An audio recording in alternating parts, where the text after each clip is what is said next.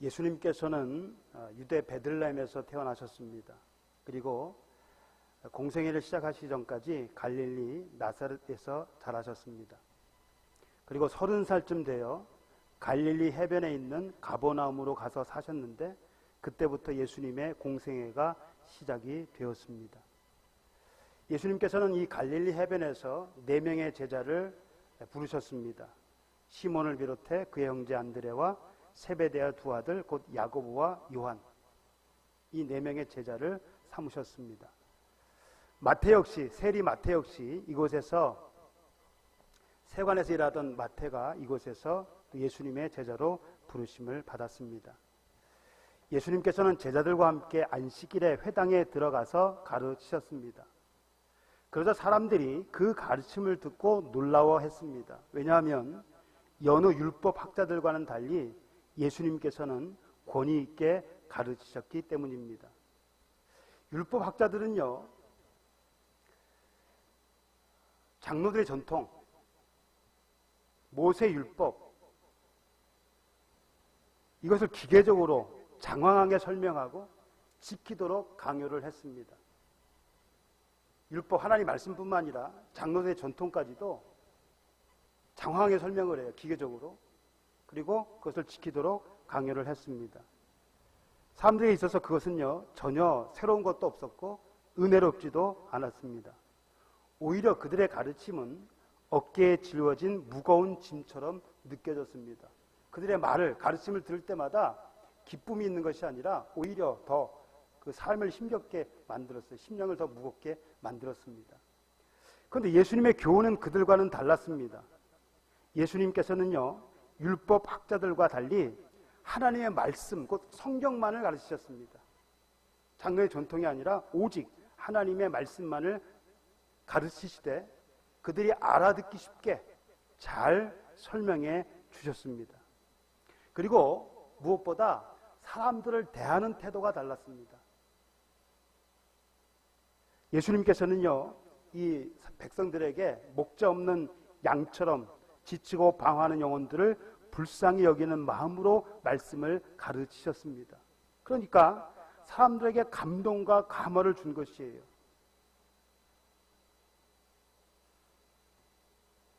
하나님의 말씀 뜻을 분명하게 잘 분별할 수 있도록 가르쳐 주셨고요. 또 백성들을 사랑하는 그 마음으로, 그리고 예수님이 하나님이시잖아요. 그 말씀이 곧 진리잖아요. 그러니까 그 말씀을 전할 때 사람들의 마음이 감동과 감화가 된 거예요. 그래서 놀라워했죠. 뿐만 아니라 그 말씀을 즐겁게 들었습니다. 놀라워하면서도 그 말씀을 즐겁게 들었습니다. 반면에 율법학자들은 백성들을 긍휼히 여기는 마음이 전혀 없었습니다. 그들은 사람들로부터 존경을 받고 높임 받는 것에 관심을 가질 뿐 백성들의 고충은 안중에도 없었습니다. 백성들이 어떤 고통을 당하는지, 어떤 삶을 살아가는지 전혀 관심이 없었어요.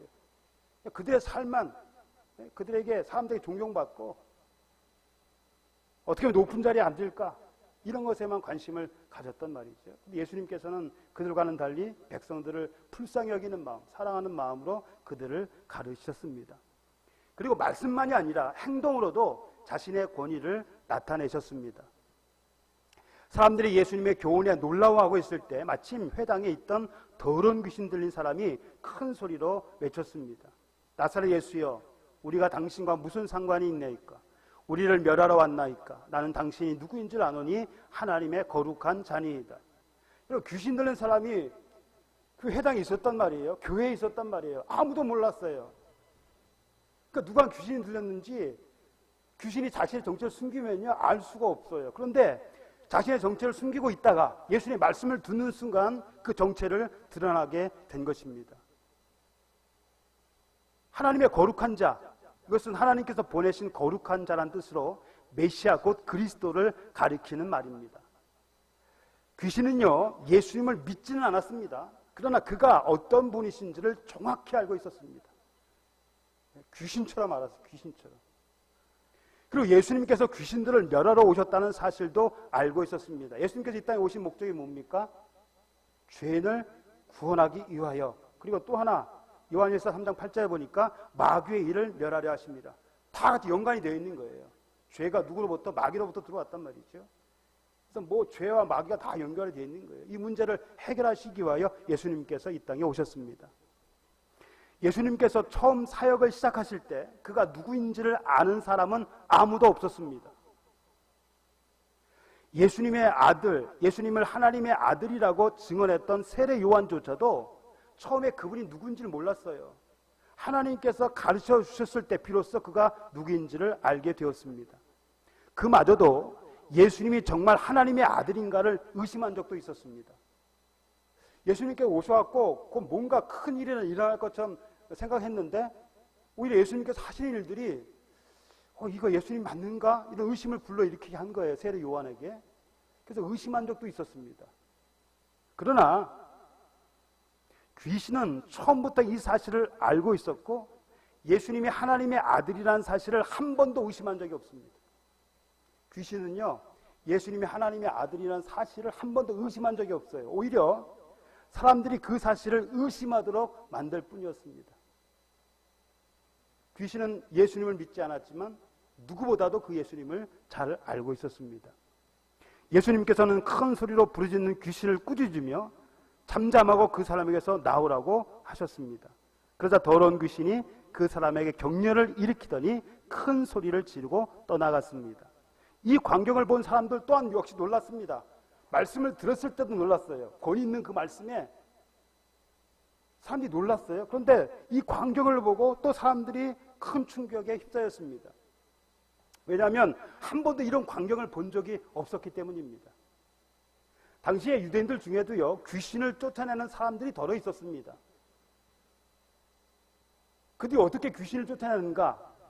초대교회 교부였던 이레니우스에 따르면 어떤 유대인들이요, 마술을 사용하여, 성경에 주술, 마술 뭐 이런 게 나오잖아요. 술법 이런 거 사용해서 귀신을 쫓는데 거기에 여호와의 이름을 불렀다고 그럽니다. 그러니까 마술도 사용하면서 여호와의 이름을 불러 귀신을 쫓아냈다고 해요.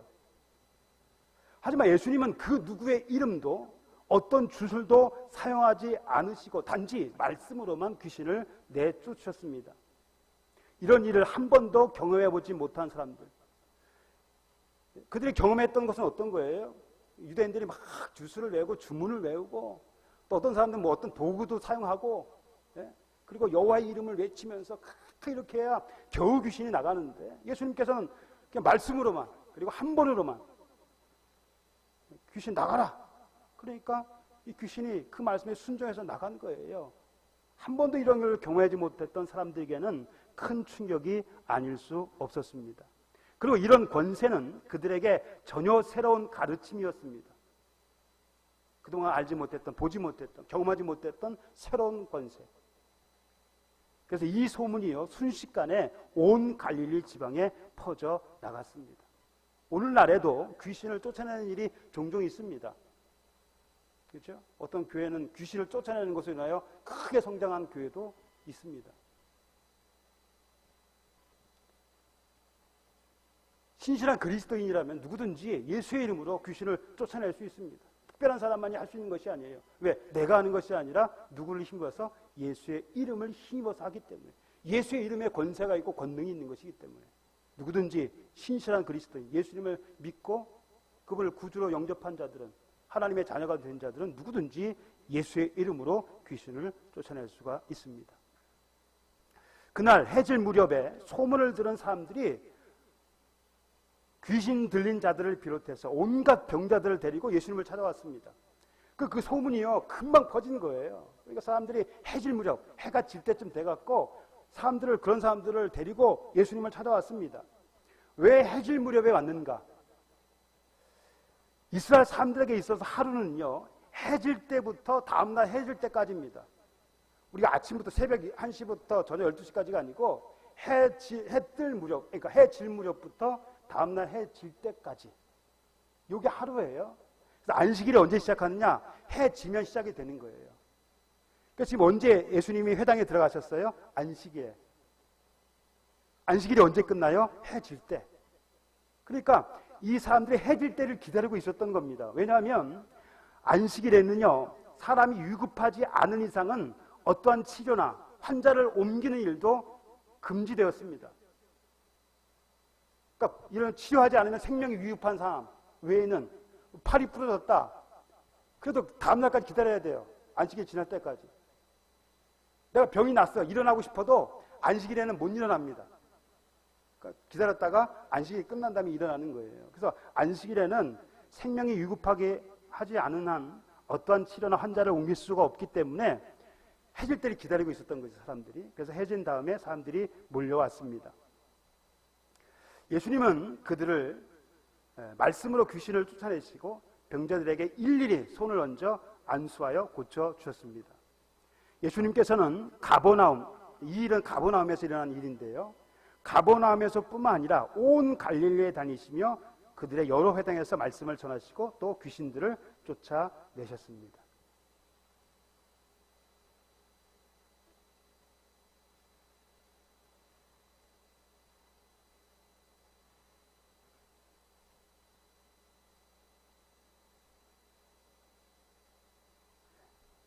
가버나움뿐만 아니라 온 갈릴리, 꼭 갈릴리뿐만 아니라 사마리아와 유대까지 전역을 돌아다니면서 유대, 이스라엘 전 지역을 돌아다니면서 또 이방 지역도 가시면서 말씀을 전하시고 귀신을 쫓아내셨습니다. 하루는 예수님께서 어느 동네에 계실 때 온몸에 나병 들린 사람이 예수님을 보고 그 앞에 꿇어 엎드려 간청을 합니다. 저를 깨끗하게 하실 수 있나이다. 원하시면, 예수님께서 원하시면 저를 깨끗게 하실 수 있나이다.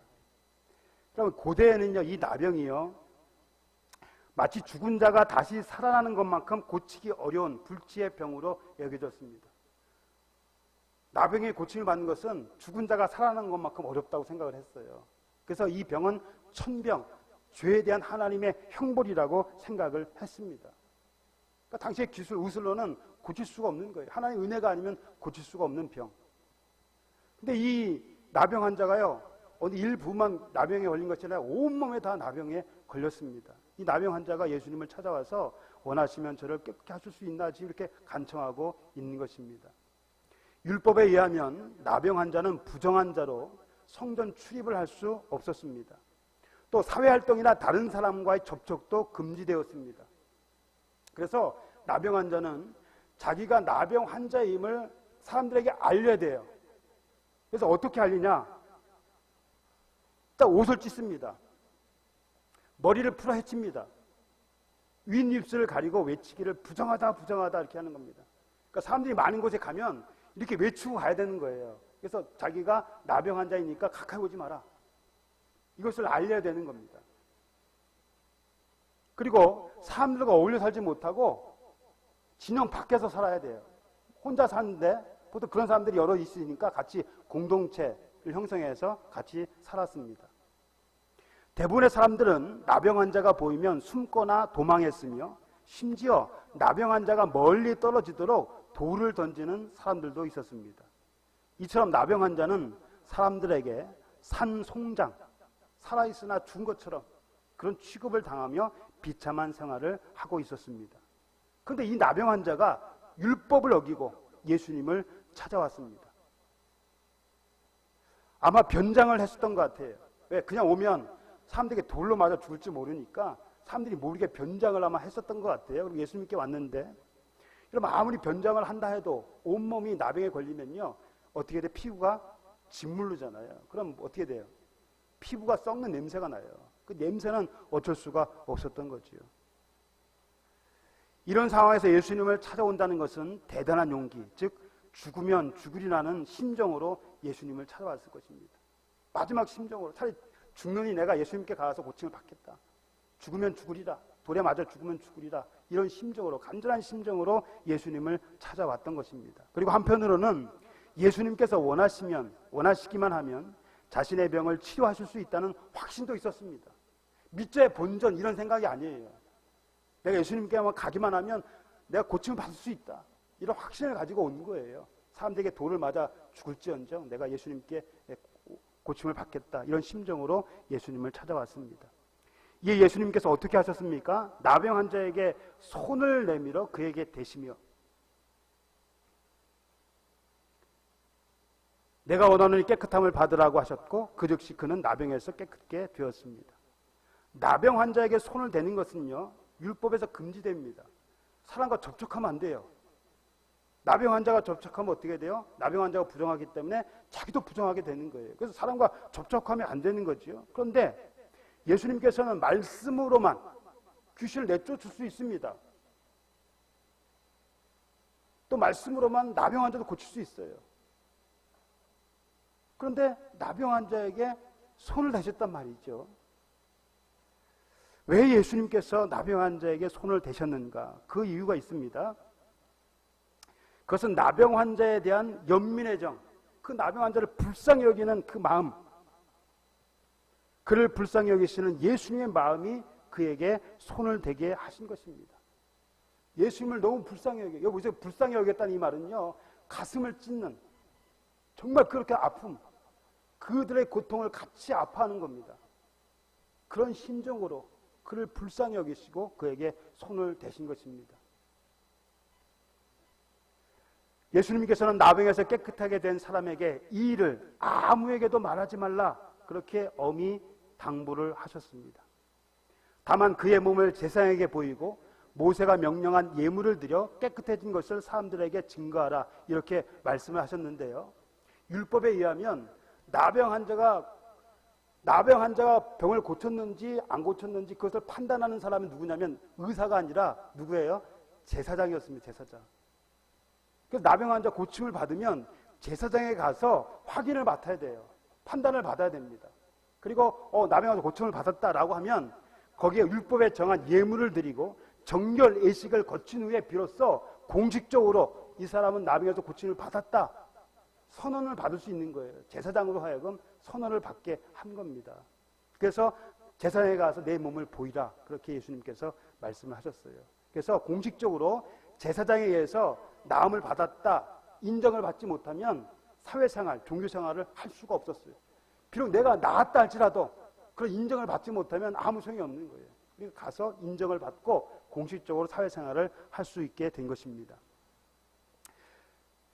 그러면 왜 예수님께서는 이 일을 아무에게도 말하지 말라고 엄히 당부하셨을까요? 좋은 일 아닙니까? 어떤 신앙적인 체험을, 여러분 간증 같은 거 교회에서 가면 간증 같은 거 하잖아요. 좋은 일이 아닙니까? 근데 왜 예수님은 이것을 못하게 하셨을까요? 성경에는 그 이유가 나와 있지 않습니다. 왜 예수님께서 이 일을 아무에게도 알리지 말라고 하셨는가? 그 이유를 말씀은 안 하셨지만 짐작컨대 사람들이 본질보다 현상, 즉 복음보다 이적에 더 관심을 갖는 것에 대한 우려 때문이 아닌가 생각을 합니다. 같은 사건을 다루고 있는 누가복음에는요, 예수님에 대한 소문을 듣고 사람들이 모여들었는데 그들이 모여든 이유가 나와 있습니다. 말씀을 듣고 자기 병도 고침을 받고자, 예수님의 말씀도 듣고 자기 병을 고침을 받고자 예수님께 왔다라고 얘기했습니다. 그런데 제 개인적인 생각이지만 말씀을 듣는 것보다 자기 병 고침을 받는 것을 더 원했을 것입니다. 만약 병 고침이 없었다면 안 왔을 거예요. 그런 일이 있었잖아요. 어떤 일입니까? 오병이어 기적이 있은 후에 많은 사람들이 예수님을 따라다녔습니다. 그 이유가 뭡니까? 떡을 먹고 배부른 까닭에 예수님을 쫓아다니니까 뭔 수지가 맞는 거예요. 이 세상의 것을 얻는 거예요. 먹을 것을 얻는다는 것이죠. 세상의 것을 얻는 거예요. 그러니까 예수님을 따랐다는 겁니다. 예수님을 믿기 위해서 그 말씀을 들으려고 예수님을 따른 것이 아니라 떡을 먹고 배부른 까닭에 예수님을 따랐던 겁니다. 만약에 병고침이 없었다면 말씀을 들으려고 예수님께 오지는 않았을 것이라고 생각이 듭니다. 예수님이 어떤 이유에서 이 일을 아무에게도 말하지 말라고 하셨는지는 모르지만 엄한 당부에도 불구하고요, 이 사람이요, 이 일을 널리 퍼뜨렸습니다. 그래서 어떤 일이 벌어졌습니까? 예수님께서 드러나게 사람들에게 가서 자신을 드러내지 못했습니다. 무슨 말입니까? 예수님의 복음 사역이 일시적으로 중단이 되었어요. 누구 때문에? 그 나병 환자 때문에. 하지 말라는 거 해갖고 많은 사람들이 소문이 나니까 예수님께서 동네에 드러나지 못하시고 오직 바깥 한적한 곳에 계셔야만 했습니다. 하나님의 복음 사역이 일시적으로 중단이 된 것입니다. 자신이 겪은 신앙적 체험을 다른 사람들에게 전하는 것은 좋은 일입니다. 내가 예수님 믿었던 이런 일이 있었다 라고 예수 믿는 사람들에게 전하면 격려가 될 것이고요. 믿지 않는 사람에게 전하면 어떤 복음의 효과를 얻을 수도 있습니다. 그러나 그것이 말씀에 우선할 수는 없습니다. 예수님께서 하지 말라면 하지 말아야 되는 것이 정상이에요. 말씀에 우선이 되면 안 되는 거예요. 아무리 좋은 일이라도 말씀에 우선이 되면 안 됩니다. 예수님께서 이 땅에 오신 제일 된 목적이 뭡니까? 예수님께서 왜 이 땅에 오셨어요? 사람을 죄에서 구원하시기 위하여. 그 예수님께서 자신이 하나님의 아들임을 공개적으로 드러낼 때도 있고 또 자신의 행한 일을 통해서 그 일을 밝히셨습니다. 많은 사람들이 그것을 보고 예수님을 믿는 사람도 있었습니다. 물론 치유도 그분의 중요 사역 가운데 하나이긴 하지만 그것이 본질은 아닙니다. 그럼에도 오늘날 예수님께서 경계하셨던 본질보다 현상에도 관심을 갖는 사람들이 많습니다. 그것이 불신자를 전도하는데 복음보다 더 효과적이라고 생각하는 사람도 없지 않을 것입니다. 예수 믿으세요. 구원을 받으세요. 예수 믿고 구원 받으세요. 이 복음을 전하는 것보다 어떤 이적을 통해서 사람들에게 하나님의 살아계심을 보여주는 것이 더 효과적이다. 전도하는데 더 효과적이라고 생각하는 사람도 있을 것이라는 거죠. 복음보다 다른 것을 더 전도의 방법으로 사용하는 경우가 있다는 겁니다. 그러나 그것은 잘못된 생각입니다. 왜냐하면 믿음은요, 무엇을 봐서 생기는 것이 아니에요. 믿음은 어떻게 생긴다고요?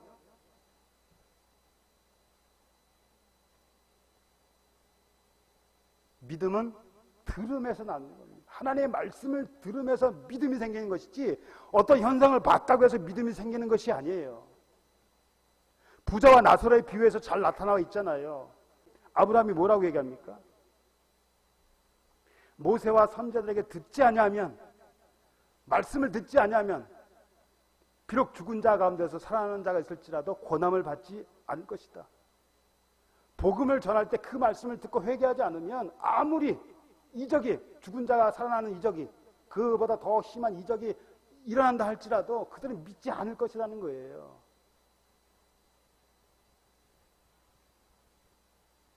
예전에 천국을 봤다고 하는 간증, 요즘도 그 간증을 하는 사람들이 많이 있어요. 한때 유행했죠. 크게 유행을 했습니다. 그래서 이 사람 저 사람 뭐 엄청 막 천국을 봤다고 간증하는 사람들이 엄청 많았어요. 천국을, 신앙적인 체험을 누구보다도 많이 한 사람이 누구예요? 바울. 이 바울은요, 누구보다도 신앙적인 체험을 많이 한 사람인데 그가 한 신앙적인 체험 가운데는 천국을 보고 온 것도 있었습니다. 천국을 보고 온 것도 있었어요. 그럼 어떤 사람이 천국을 봤다 그러면 아마 그 다음날부터 막 증거하러 다닐 거예요. 그죠? 그런데 이 바울은요, 천국을 본 이후에도 아무 말도 안 했습니다. 내가 천국을 봤다. 아무 얘기도 하지 않았어요. 몇 년이 흘렀습니다. 그러다가 어느 날 그 사실을 사람들에게 알립니다. 자기가 자신의 체험을 자랑하려는 의도가 전혀 없었습니다. 또 그것을 전도의 수단으로 사용하려고도 하지 않았습니다. 내가 이것을 전하면 사람들이 듣고 회개하고 예수 믿겠지. 그런 전도의 수단으로 사용하지 않았습니다. 왜 그러면 자기가 천국 본 것을 이야기했는가? 당시 거짓 교사들이요, 환상을 보았다고 하면서 교인들의 관심을 끌고 있었기 때문입니다. 오늘날도 똑같아요. 옛날에 일어났던 일들이 오늘날에도 있고요, 이 미래에도 있을 겁니다. 어떤 환상을 봤다고, 어떤 체험을 했다고 이런 것을 떠벌리는 사람들이 있어요. 내가 이런 것을 봤습니다. 여러분 회개하세요. 막 그러면 사람들이 두려움에 떨어가지고 막 사람들이 막 그 말씀 들으려고 오는 거죠. 이런 사람들이 자기의 환상을 자랑을 하니까 이 바울도요, 부득이하게 그런 일이 자신에게도 있었다는 사실을 이야기한 것 뿐입니다. 그리고 내가 봤다라고 얘기하지도 않습니다. 그리스도 안에 있는 한 사람을 아노니, 한 사람이 봤다는 거예요. 누구의 그 한 사람이? 바로 자기예요. 내가 봤다고 하지 않고 한 사람이 봤다라고 얘기합니다. 14년 전, 일을 지금 이제서 얘기하는 거예요. 14년 전에 본 한상, 천국 체험을 14년이 흐른 뒤에 이 얘기를 합니다. 요즘 그런 사람들이 어디 있어요? 천국 봤다 하면 막 그날부터 그냥 막 광고하고 막 그게 하잖아요. 간증하고. 그런데 바울은요, 14년 후에 그 얘기를 하는데 자기 얘기도 아니에요. 자기 이름도 내세우지 않습니다. 어떤 사람이 라고 얘기합니다. 왜 그랬습니까? 만일에